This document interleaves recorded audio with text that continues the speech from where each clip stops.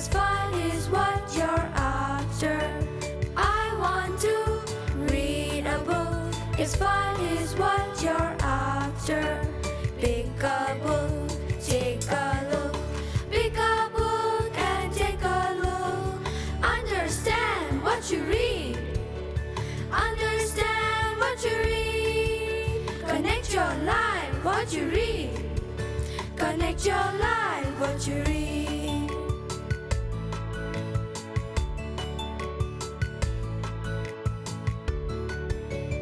Let's get hooked with book and read in every nook. Share the stories that you read. I feel it in my heart, beat by beat. I feel it in my mind, I'm ready to read. I read, I read, I read. I read, I read, I read. I read, I read, I read. I read, I read, I read.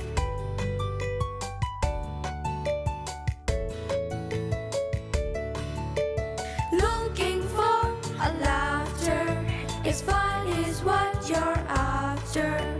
Grazing for adventure.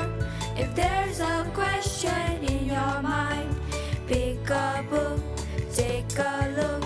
Pick a book and take a look. Understand what you read. Understand what you read.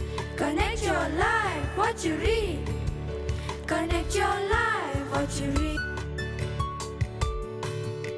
Let's get hooked with book and read in every nook. Share the stories that you read. I feel it in my heart, beat by beat.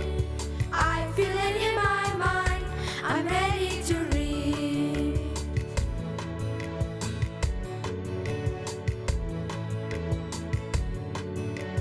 I read, I read, I read. I read, I read, I read. I read, I read, I read. I read, I read, I read.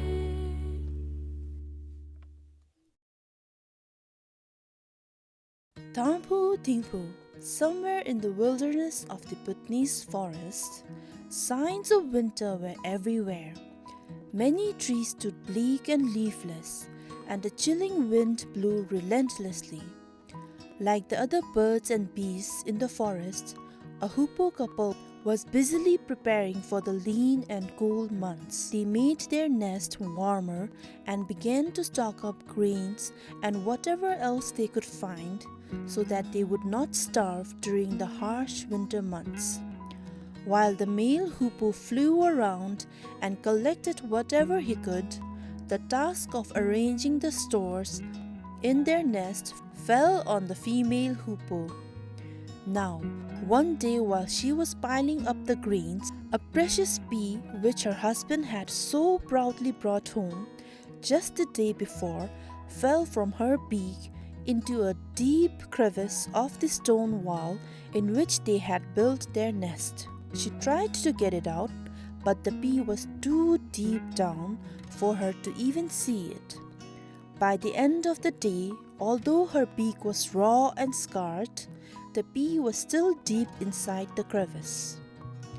At dusk, when birds come home to roost, the male hoopoe came with his collection for the day. He proudly surveyed their stock. "One pea is missing. You must have eaten it, you ungrateful one," he accused her. He was tired and easily worked himself into a fury.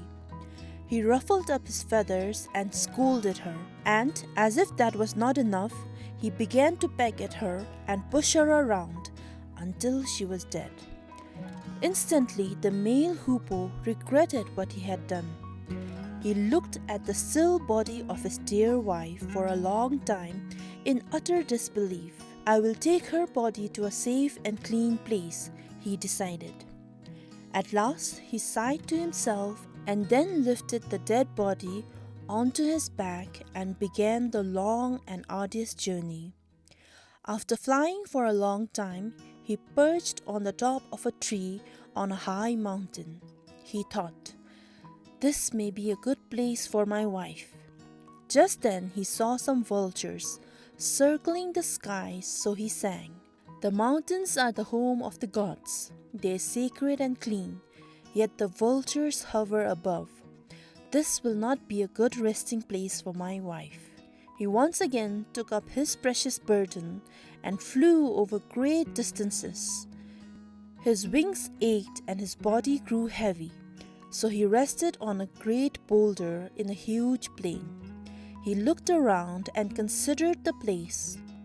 Alas, a family of mice were scurrying about, so he sang, "The plain is vast, it's where the paths of thousands of travelers meet, and dangers abound. The mice are waiting eagerly to devour my wife. I will not leave her here." For the third time he carried his wife's body until he reached the banks of a huge river. He perched on a large log of wood on the bank of the river and looked around. He saw the fish swishing about as they swam in the water, and he sang, "The river flows swiftly, carrying down everything with it. It would carry my wife down too, but the fish would eat her before that. I will not leave her body here. No place is good enough for my wife," he sighed sadly as he lifted up the beloved remains of his wife and continued his journey again, flying over high mountains and swooping into deep valleys. But his search proved to be futile, and he decided to return to his nest. He had spent the whole winter carrying his wife's dead body around, so that when he reached home it was already early spring. Worn out from his long unsuccessful journey, he feebly laid his wife's body down on the rock in front of the entrance to their nest and looked in. He could not believe what he saw. The single pea that had fallen into the crevice had grown and was now flowering. It filled up the whole nest. This was far too much for someone who had already suffered so intensely. He was overcome with remorse and exhaustion and fell down dead beside the body of his wife.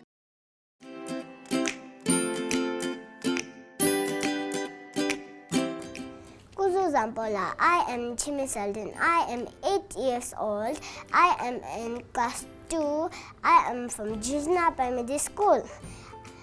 So today I am going to read my favorite book called Goldilocks and the Three Bears.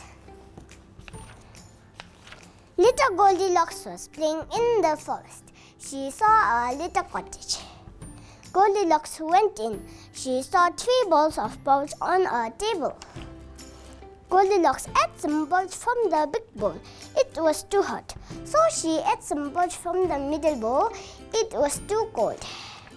But the porridge in the small bowl was just right. Goldilocks ate it all up. Goldilocks was tired. She went up to the bedroom. She saw 3 beds. Goldilocks lay down on the big bed. It was too hot. Then she lay down on the medium bed. It was too soft. But the small bed was just right. Goldilocks lay down on the bed. She fell asleep. The cottage belonged to the 3 bears. They came home.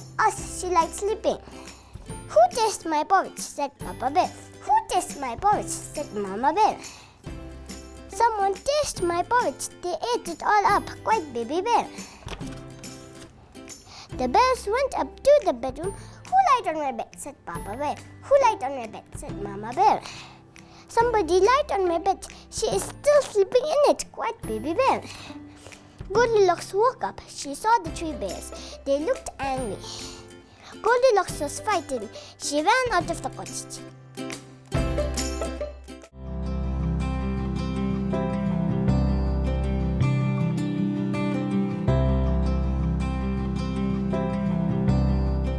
Kuzampola ngigiming thawang dindup silabin tengagi lobda dinalu ELC lobda nalu te lobrim shipa ngapa drukpa te dimba sensenlu te zongkhagi lobtinding agi bedo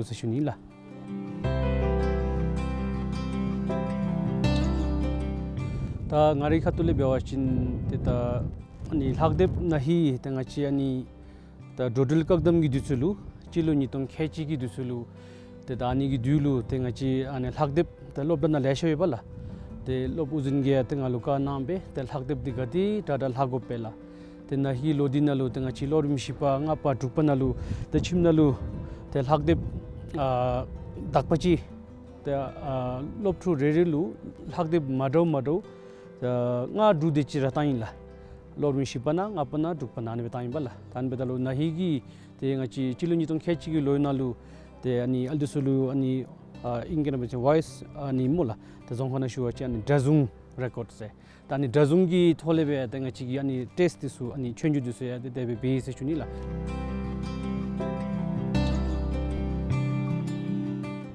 ta lhani di ngachi damsam kha che to me bala ta gachima so chin te ta igudi lha masuba chin te ngachi phada su gatira jude beru ta dajang disu lha ma she te goa len masubi ganle te ngachi mitu mebzomchi me bala ta wi mitu mebzomchi la tan bendigi te ngachi lhani de namsam kha chini me te ta lhani gi te ngachi zongka gi thelo hebdalu ta ngachi lopdan jamchi me te seminala pha beru nya tang di debre me bala ta inki da zongka ni dendur betai ganle 다 인기기 텔로 협다디 때 셀시치 땅고래야 다 나바 고베메 엘랍다 다리 레비기 덴슨지 짐바친 때 나바라 콩기 다리디 베타오메 발라 당아시 종하나 베강레 다 다리 덴슨 진때 나바 좀치 고베 스시간 아치치 콩기 다리 베미스벨라 다치치 님 닥바지 고메 발라 단 베달 종하나 아치치 ngachi 게캅나루 텔 하니기 소땡곱두신 데베노메라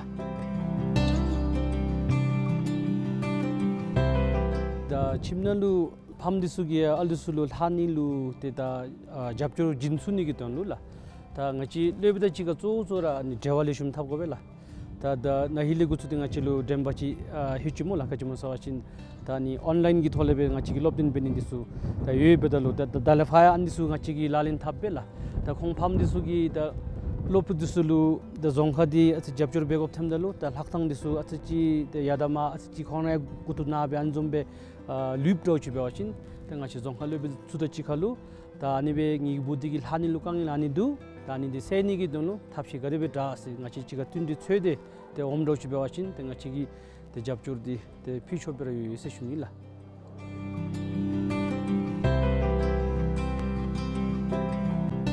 te ani da ngachigi zongkhagi andisu lhani disuya te inki da danyambera te yargi jogob dochi bewachin te chi di ani lobdanal bedeberula dato chesen ma shura inki gi thole begob dubala te ngachigi zongkhana di te chesen namsamji minubala hanbendi gi aldisugi te trowa di ransingir inki na kemini di menas no me disudi lasha ani inki gi thole loptin begope te ngachi zongkhagi thole begomi di te zongkha chamchi bebedalula tan bedalo achi chi yargi te inki da danda majumi di ne din nilite ni mena se debe no mela te da dalefa ta inki gi ani lhagdib sul hado zombe ta ngachi gi zongkhagi lhagdib se trowa gi thole lhapgob dochi bewachin te hemara lhani gi riktel dira yargi tangobela tangba di mela te niba bedalu te ani zongkhagi chidi suya se jamtong tong gobela ngachi lo labdo zombela lalu se chi cheki dala se me bare rini diganle ha magoi ganle te khongi ani ko shame bala malhabala tani su chidi suya ngachi lo labdo zombe chirtang lo labdo zomyu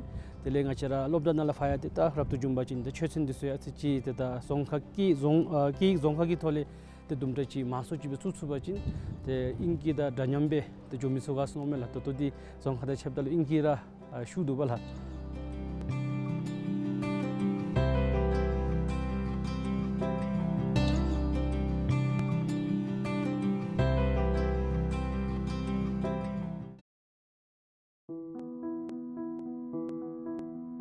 Hi, my name is Kezang Dichenchoden and I like to write poetry.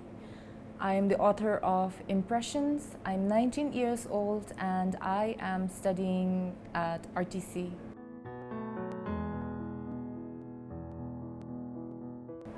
I read whenever I get the time to.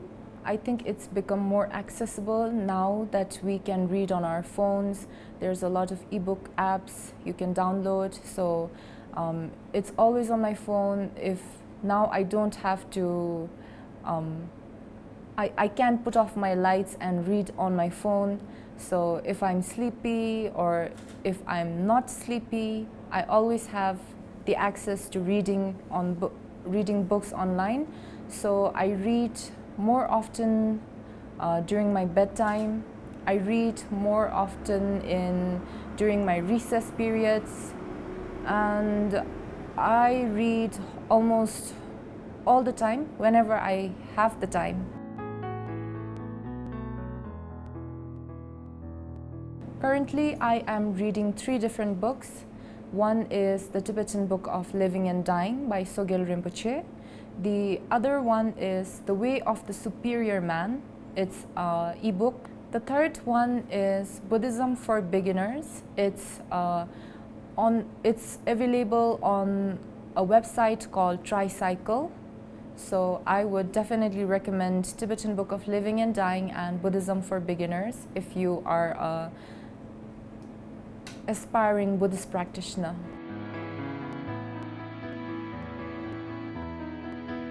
My current favorite, and the one that has been my favorite for the past 2 years, is the book titled The Little Prince by a French writer, Antoine de Saint-Exupéry. Whenever people ask me for suggestions on which books to read, I always tell them to start with The Little Prince. Although it is styled as a children's book, it has metaphorical meanings intended for grown-ups. I personally have read this book, 116 pages long book, for 1 whole year, and every time I read it, I understand about life and human nature better than before. The story is narrated by a pilot who encounters the Little Prince following his plane crash. The Little Prince goes on to share the events he experienced during his journey to Earth and teaches the narrator that what is essential is invisible to the eye. So I definitely recommend that. And during my preteen years, I had another favorite. It's Looking for Alaska by John Green. If you want something entertaining, something light, something easy to understand, that is one book that has both rich grammar, rich context, rich storyline. I definitely recommend that, and it's also very relatable, interesting when you're young and wild and reckless. So I definitely recommend Looking for Alaska by John Green. I think the simplest answer to this is just read. If you want to become better, you have to read. There are no other options. But when it comes to reading, people think that it's a very dragging, boring process. But you can input reading habits in the simplest of manners. You are going to read Facebook and Instagram posts anyway, so you might as well just follow maybe news accounts, media houses. You can follow literature archives. I recommend State of the Art Official. It's an Instagram page. And the Literary Archives, it's also an Instagram page. If you want to read something that's rich and something worth reading, if you want to improve your language, I will recommend that you follow these kind of pages instead of just scrolling through memes.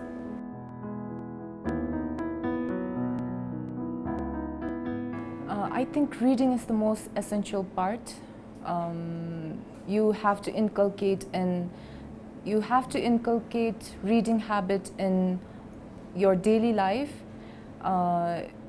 It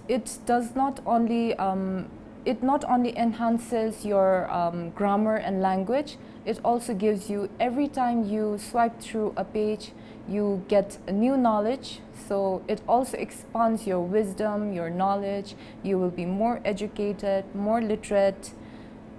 You will become a better version of yourself. So I definitely recommend reading, trying to input it in all your daily habits.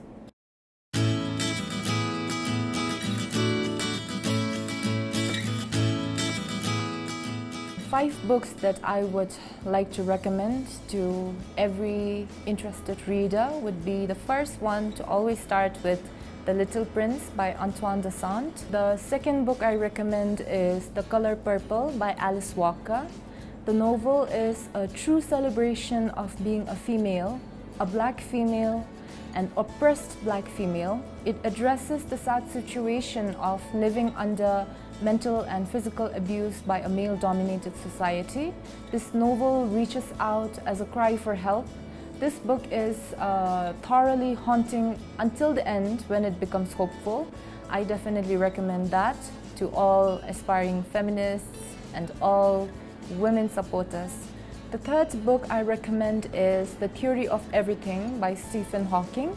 For someone who doesn't come from a science background and finds mathematics difficult to understand like me, but is nevertheless curious about the universe, this is the perfect book. Stephen Hawking has brilliantly explained the complex ways of the universe in simple words without using a single equation in his book. This book is his lifetime research on the Big Bang, the black holes, quantum mechanics, and the direction of time. It is amazing to know that the universe keeps on expanding, and so does your knowledge reading about it. The fourth book I recommend is The Postmaster by Rabindranath Tagore. It is an 8-page long short story, and it is translated to English. And sometimes I wonder that, you know, if it is this good while reading in English, imagine how much more beautiful it would be if I knew the language, the origin. The last book I recommend is Kafka on the Shore by Haruki Murakami. This is the last of my recommendations and probably the hardest to explain. The book itself is a suspenseful journey throughout, and when you finally finish reading it, it will be as if you have woken up from a dream and you're not so sure of your surrounding anymore. The story is between two different characters, Kafka and Nakata, living in two alternative realities where time is not a fluid substance, fixed substance. Kafka runs from his past, whereas Nakata is searching for it, and along their journey, they meet significant characters and even parts of themselves. This book is complicated, yet everything falls into place, and if you're having a hard time understanding it, taking crazy things seriously is a serious waste of time.